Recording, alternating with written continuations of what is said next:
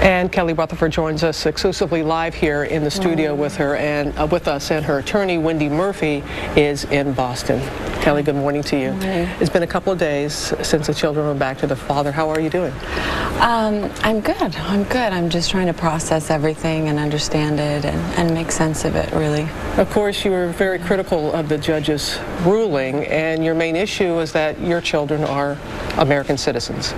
Yeah, I just feel like their voices have not been heard in a way. You know, I walked into a courtroom where everything felt like it was already done. It was a done deal.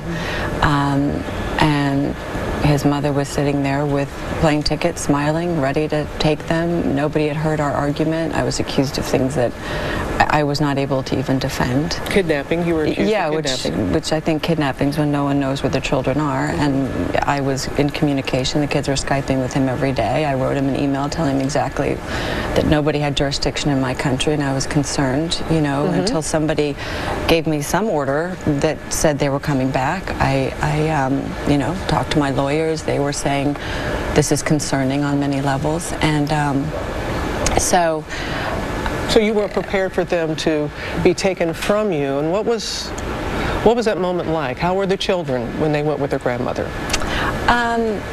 You know, I'm glad they didn't have any notice in a way. I think it would have been harder. I think it was in a moment, oh, your grandma's here, now we're going to go, you're going to go see your dad, I'll see, and we just all had to sort of be up for them, and you know, I was happy the way it ended up happening because I didn't have to sit in the courtroom and watch it all happen or deal with media or anything that would have been sort of harmful, I think. And have you been able to speak with them since they've been back with their father? Of course, yeah. I want to bring in your attorney, Wendy, right now because our legal expert, Dan Abrams, and other legal experts, they sympathize with Kelly, but they also feel that violating the court's order not returning the children on the date that she was supposed to, Wendy, that was a risky move.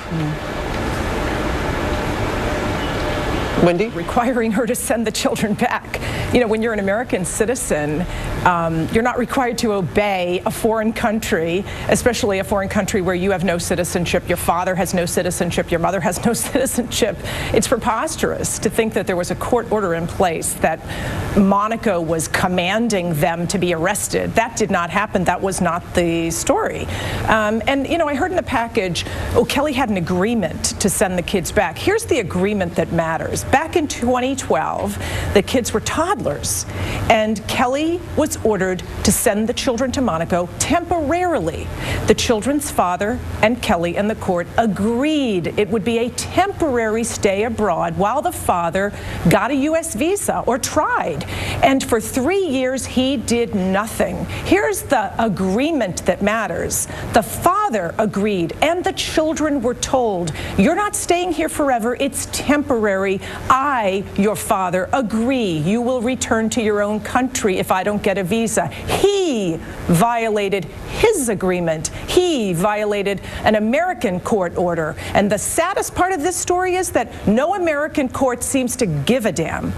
We have talked, Wendy, extensively about the fact that he kept the children after the temporary, and we have talked extensively about that. But there's a custody hearing September 3rd in Monaco. Yes. Are you fearful that what happened this week will have an impact on that custody hearing? Well, I mean, Monaco's been incredibly kind to me and my children and very respectful. This was the first 5 weeks I've had with my kids straight in 6 years.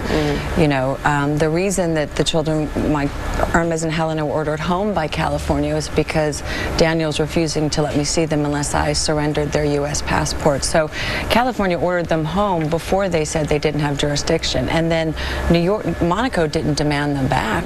New York just sent them back. Right. So it was a very odd, odd situation. I think that Monaco's been put in this position because of the decisions that have been made here in the U.S. And finally, you're being vocal not just for your children. Oh, you feel that this is something that happens. This is happening to so many people. I have people stopping me on the street, writing me letters, sending me envelopes, their cases. You know, I was just in D.C. speaking with members of Congress and the State Department. This is happening a lot. So there needs to be some laws put in place here that say you can't, you're setting us up. You're setting the children up for a problem, the parents up for a problem.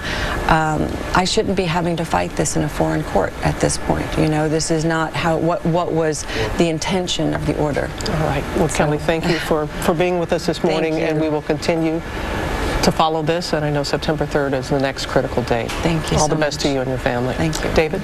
Robin, thank you.